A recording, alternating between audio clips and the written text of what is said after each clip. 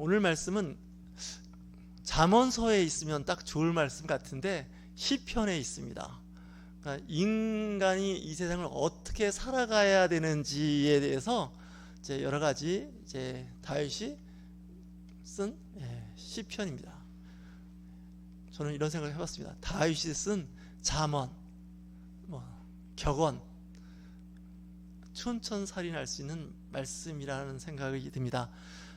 요즘 시대에 특별히 이 시편 37편을 성도 여러분들과 함께 공유하면서 이웃과 함께 권면하는 귀한 말씀입니다. 특별히 이 경제적인, 우리 쉽게 하면 돈 이야기입니다. 이 경제적인 이야기를 성경에서 유난히 많이 다루고 있습니다. 성경의 상당한 부분은 우리가 어떻게 사느냐에 대한 이야기인데, 그 사는 거의 배경은 돈 문제입니다. 현실적으로 우리가 살면서 가장 이제 피부로 느끼면서 경험하는 게 돈 문제예요. 사실 이 경제적인 문제를 성경에서 상당히 다루고 있는데, 심지어 이런 말 하는 분도 있어요. 성경에서 돈 얘기 빼면 부스러기만 남는다, 이런 얘기 할 정도예요. 우리는 이제 돈 얘기를 하면 사람이 좀 경박해 보이고 좀 속물처럼 이렇게 생각을 하는데, 그렇지 않습니다. 돈은 굉장히 중요한 거예요. 우리가 정말 인간답게 살 수 있는 데는 이 돈이 필요해요. 그리고 이 돈은 사회의 구성원끼리의 서로의 약속이에요. 돈은 여러분들 직장에서 연봉 협상하고 하는 것도 보면 월급에 대한 연봉의 그 협상이 들어오지 않겠습니까? 네, 그런 얘기 들으면 왠지 쭈삣쭈삣해지고, 내가 얼마를 받아야 되지? 내가 일하는 건 얼마 정도 되는데? 이렇게 생각을 하게 되는 거죠. 그러니까 주는 쪽과 받는 쪽이 적정선에서 협상을 하게 되는 거죠. 요즘에는 그런 협상을 많이 합니다. 심지어는 운동선수들조차도 그 연봉 협상을 하죠. 계약금이 있고 이제 어느 정도의 성적이 나오면 보너스도 주고. 그래서 한때 스포츠 선수들에 대한 사회의 어떤 선망, 바라보는 그런 생각이 컸죠. 특히 젊은 사람들, 남자들 중에. 그래서 프로 선수가 되어서 정말 전 세계에 나가서 아주 몸값이 수십억, 수백억의 연봉을 받았으면 좋겠다. 사실 그 연봉도 억대지만 명예가 있잖아요. 그죠? 세계적인 축구 선수 손흥민 선수는 전 세계가 다 알아주는, 우리나라에서도 그 손흥민 선수에 대한 그 인지도는 무척 높습니다. 그리고 그가 그 축구 선수로서의 또 매너라든지 여러 가지 사회에 기여하는 걸 보면 정말 대단한 거예요. 손흥민 씨의 그 아버지도 보니까 아주 대단하신 분이더라고요. 유튜브나 인스타그램에서 나와서 말씀하시는 거 보면 확실히 그 아버지의 그 아들이다라는 생각이 들 정도로 아들을 반듯하게 잘 키웠어요. 그러니까 운동선수로서 키운 것도 중요하지만 그 사람의 인격과 인품, 사회의 기여도 굉장히 중요하거든요. 공부 잘하고 때로는 운동, 음악, 미술 잘해도 이 인품과 인격이 안 돼서 좀 지탄의 대상이 되는 사람들도 있어요. 어쨌든 이 경제적인 건 굉장히 큰 거예요. 여러분, 종교개혁자 중에서 장 칼뱅이라는 사람이 있습니다. 이 장 칼뱅은 그 자본주의의 시작이었다라는 얘기를까지 하는 사람이 있습니다. 자본주의의 아버지 하면 아담 스미스를 이야기하는데, 사실 그 원조를 보면 종교개혁자였던 장 칼뱅이 자본주의를 낳게 하는 종교개혁자였다, 이런 얘기까지 하는 사람이 있는데, 막스 베버가 그런 이야기를 합니다. 그 막스 베버의 그 책에 보면 이제 그런 얘기를 하죠. 프로테스탄트 윤리와 자본주의 정신에 보면 칼뱅주의의 그 직업 소명설과 금욕주의적 경향이 자본주의 발전에 긍정적인 영향을 미쳤다. 그 얘기는 뭐냐면 장 칼뱅의 어떤 자본적인 그 물질관이 자본주의를 시작하게 만들었다. 부정적인 것보다는 긍정적인 영향을 주게 되었다는 것은 다 알고 있는 사실입니다.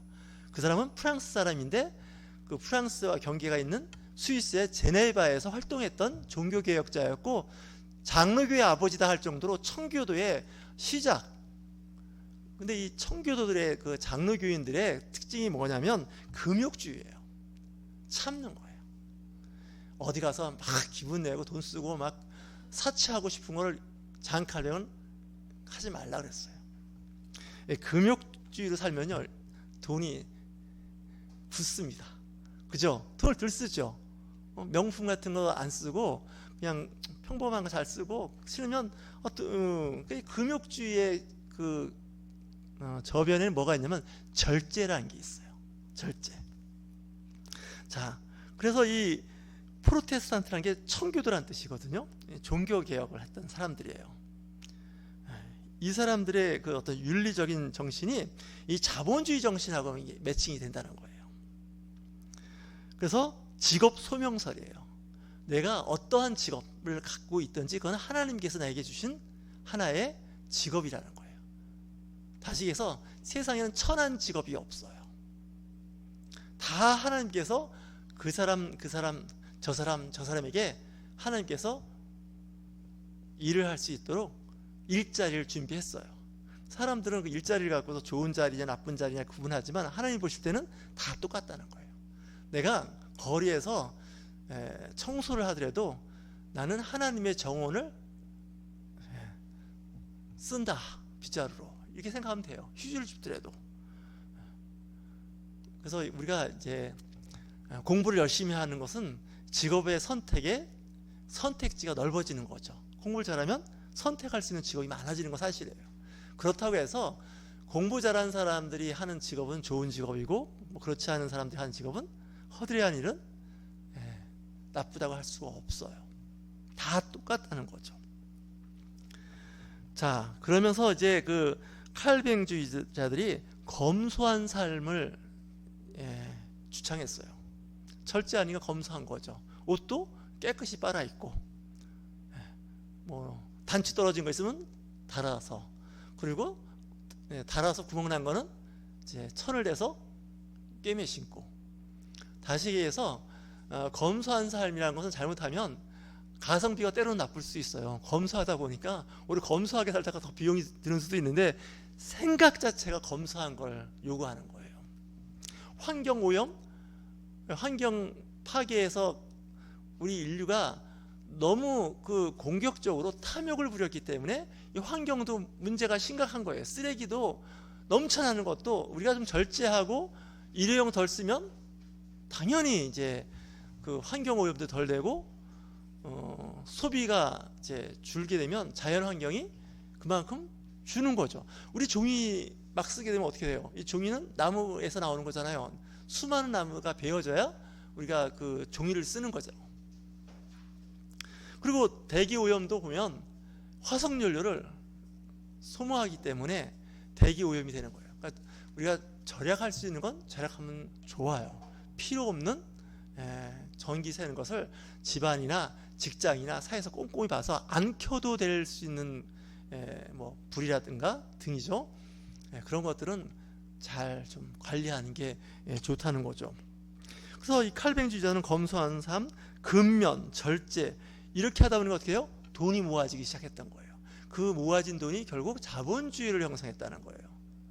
유럽의 자본주의를 형성하게 된 것은 칼뱅의 그 종교개혁의 그 정신에 입각하여 세워졌다라고 막스 베버가 얘기를 하는 거예요. 저도 인정해요. 근데 그 자본을 모아진 돈을 칼뱅은 좋은 데 쓰라는 거예요. 하나님의 나라를 위해서 쓰라는 거예요. 그게 뭐예요? 내 이웃에 힘들고 어렵고 가난한 사람들을 구제하는 데 사용하라는 거예요. 그리고 하나님의 집 교회를 위해서, 신앙 공동체를 위해서 사용하라고 되어 있습니다. 다시 해서 자본주의가 발달하고 자본주의가 흥행하는 것은 우리 인정할 수밖에 없어요. 근데 다만 그 자본을 어떻게 재분배하느냐, 이것이 굉장히 중요한 부분입니다. 자, 이 돈에 대한 문제가 이 성경에서는 오늘 시편 37편에서 어떻게 말씀하고 있느냐면 37은 20일, 구구단에 보면 37은 20일, 시편 37편 21절에 나오는 말씀, 제가 이 말씀 참 마음에 듭니다. 우리 한번 21절 한번 같이 한 목소리로 말씀을 봉독해 보도록 하겠습니다. 자, 21절 시작. 악인은 꾸고 갚지 아니하나 의인은 은혜를 베풀고 주는도다. 이 나쁜 사람들은요, 돈을 빌리고 안 갚는다는 거예요. 물론 빌렸는데 어떻게 하다가 갚을 수 없는 상황이 돼서 못 갚는 경우도 있습니다. 그래도 자꾸 갚으려고 노력해야 돼요. 단돈 10,000원, 10만 원이라도 모아서 갚으려고 자꾸 노력을 해야 돼요. 이 빚이 많은 게 결코 좋은 게 아니에요. 그래서 이 나쁜 사람의 특징이 뭐예요? 돈 빌리고 안 갚는 거예요. 근데 갚을 능력이 있는데도 안 갚아요. 그런 사람이 있어요. 세금도 그렇잖아요. 납세 의미가 있어요. 기독교인이든 기독교인이 아니든 세금을 내야 돼요. 근데 낼 수 있어요. 내야 돼요. 근데 안 내고 세금을 이제 뭐라고 하나요? 포탈한다 그러나요? 그런 사람들이 있어요. 과징금이 나와도 눈 하나 깜빡 안 해요. 세금은 제때 안 내면 10% 가산세가 붙어요. 내가 세금이 1,000만 원이 나왔는데 제때 안 갚으면 1,100만 원을 내야 돼요. 그래도 안 갚는 사람도 있어요. 우리 그리스도인들은 그렇게 살면 안 됩니다. 다 가정마다 부채가 있고 속된 말로 빚이 있어요. 근데 그 돈을 자꾸 갚으려고 노력하고 채권자에게 자기 형편을 이야기해서 자꾸 제때 하려고 노력을 해야 됩니다. 자, 주의 복을 받은 자들은 땅을 차지하고 주의 저주를 받은 자들은 끊어지리라 라고 말씀하고 있어요. 다시 해서 복 받은 자, 하나님의 복을 받는 자는 부동산 부자가 된다는 뜻보다도 그 영향이 세상에서 크게 확장되고 악인들은 세상에서 끊어져 버린다는 거예요. 여호와께서 사람의 걸음을 정하시고 그의 길을 기뻐하시나니 그는 넘어지나 아주 엎드려지지 아니함은 여호와께서 그의 손으로 붙드심이로다. 아멘입니다. 의인은 넘어져도 7번 넘어져도 다시 일어난다는 거예요. 왜? 하나님께서 그의 손을 붙잡아서 일으키신다는 거예요. 근데 악인들은 한 번 넘어지면 못 일어난다는 거예요. 한번 잘 보세요. 세상에서 악인들은 한 번 무너지면 못 일어납니다. 왜? 돕는 이가 없어요. 하지만 의롭게 살다가 넘어진 사람은 주변 사람들이 기회를 자꾸 만들어줘요. 그러면서 이제 이 다윗의 시는 아마 그가 말년에 썼다는 생각이 들 수 있는 게 25절을 보면 알 수가 있어요.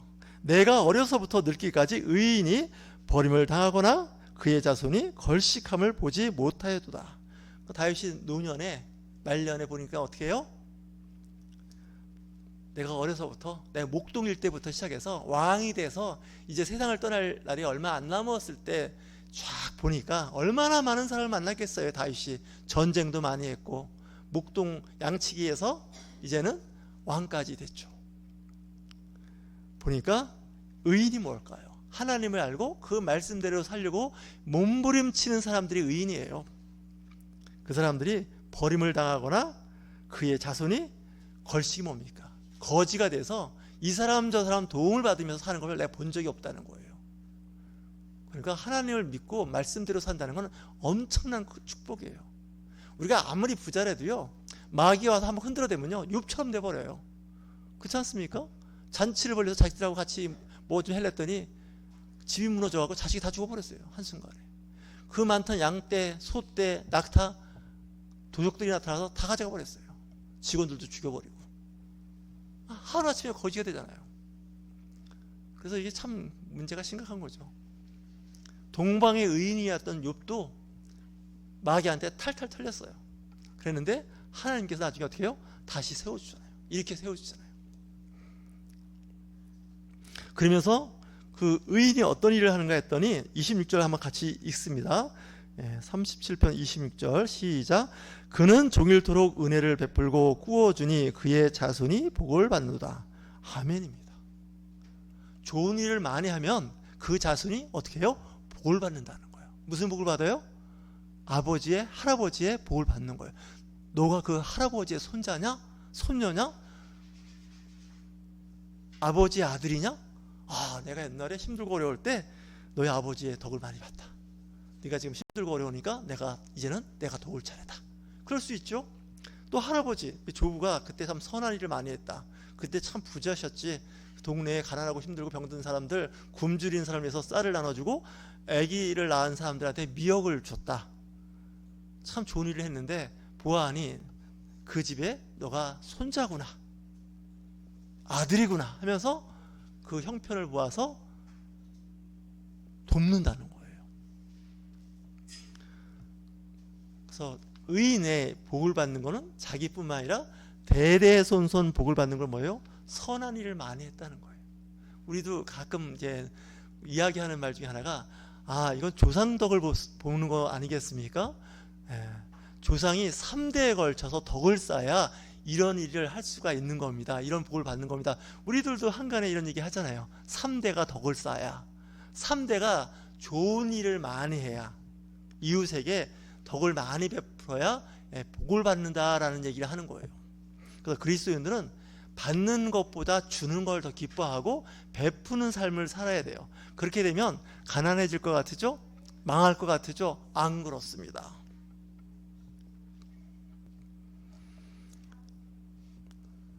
(27절) 악에서 떠나 선을 행하라. 그리하면 영원히 살리니, 이렇게 되어 있습니다.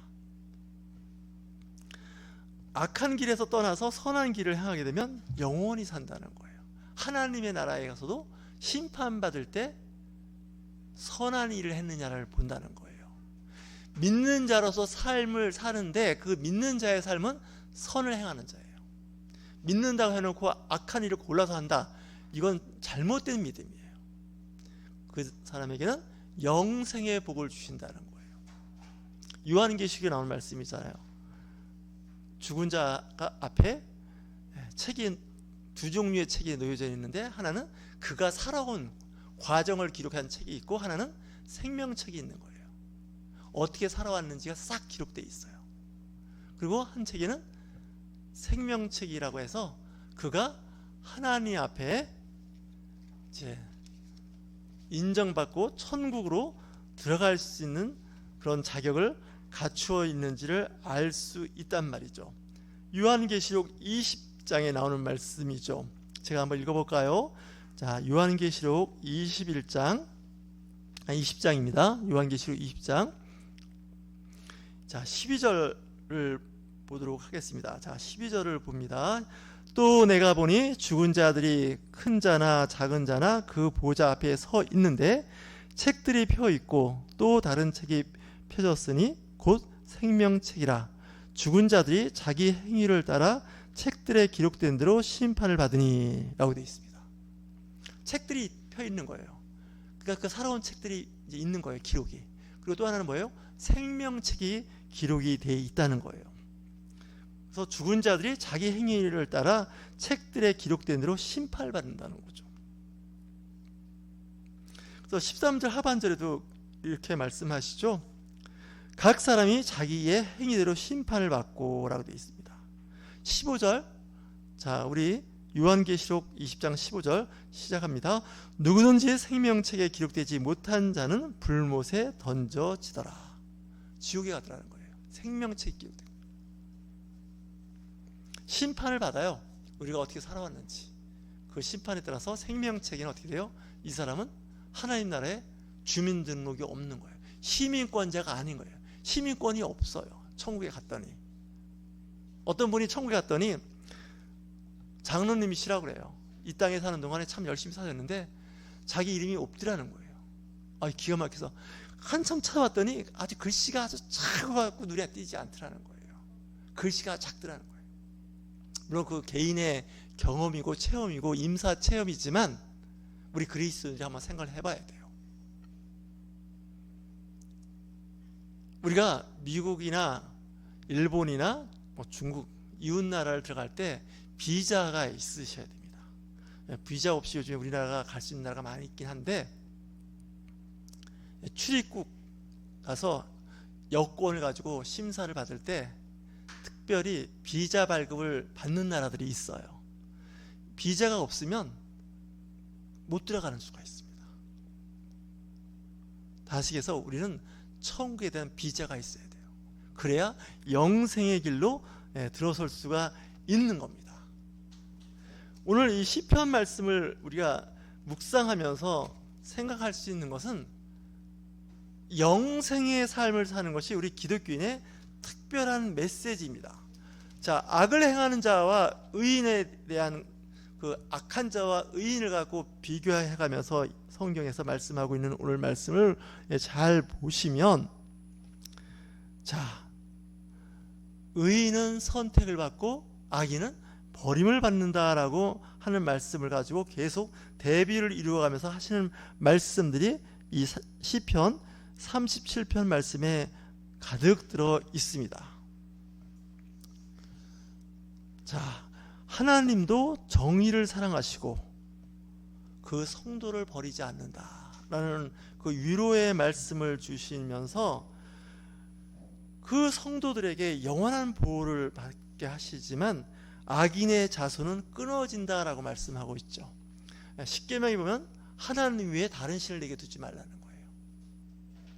그리고 두 번째는 우상을 만들고 거기에 섬기거나 절하지 말라는 거예요. 만약에 이 율법을 어기면 그는 3, 4대에 이르러서 그 자손이 끊어진다는 거예요. 하지만 예수 그리스도 하나님 아버지, 성령 하나님, 삼위일체 하나님을 믿는 이들에게는 천대에 이르기까지 복을 주신다는 거예요. 의인은 땅을 차지하고 거기서 영원히 살린다라는 뜻은 세상에서 땅도 의미하지만 천국에 대한 땅이에요. 천국을 소유한다는 거예요. 영원히 살 수 있다는 것이죠. 자, 여러분, 나와 내 자손이 잘되게 하는 방법은 바르게 사는 거예요. 의인으로 사는 거예요. 하나님께서 기뻐하시는 삶이 어떠한 삶인지를 묵상해 보셔야 돼요. 내가 하는 말, 내가 하는 행위, 이런 일 하나하나가 하나님 앞에 심판받을 때, 하나님 앞에 심판받을 때의 모습을 상상해 보라는 거예요.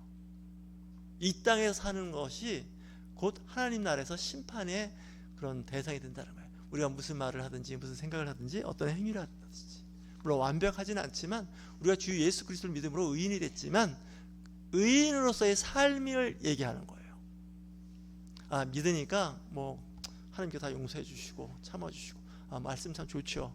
하지만 그분의 참는 일, 그 일을 역치라 그러죠. 슈레 숄드, 그걸 넘어버리면 안 돼요. 자녀들이 나쁜 짓을 해도 어느 정도는 부모님이 참아줘요. 타이르고. 하지만 그 도를 지나치면 야단 맞는 거죠. 그게 어떻게 보면 참 좋은 거예요. 왜냐? 경고를 받아서 조심하잖아요. 그리고 그런 걸 하지 않으면 되죠. 오늘 시편 37편 말씀이 참 40절까지 있는 말씀인데 다 하면 참 좋겠지만, 여러분들 댁에 가셔서 시편 37편 1절에서 40절까지 말씀을 잘 묵상해 보십시오. 복 있는 자와 저주받은 자, 의인과 악인에 대한 비유입니다. 다윗이 평생을 살면서 거기에 대한 묵상집이기도 합니다. 여러분, 주님 안에서 인정받고 사랑받는 저와 여러분이 되시길 주의 이름으로 축원합니다.